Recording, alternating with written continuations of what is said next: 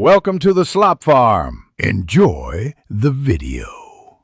You begin by going to the Microsoft account recovery page and entering the email or phone tied to your account. Once done, choose I forgot my password and select the recovery method you can access.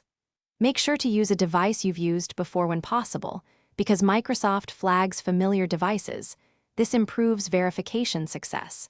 Provide the most recent password you remember and click Next to trigger a verification code. This step starts identity verification, so Microsoft can confirm it's you.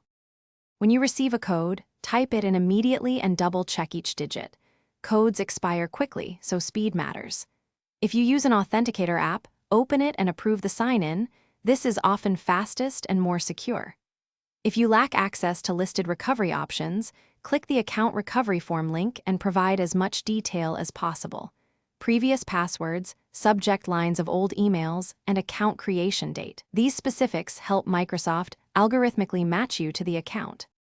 After verification, create a new password.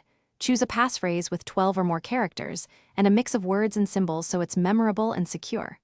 Once changed, immediately review and update your recovery email and phone and enable two-step verification to prevent future lockouts.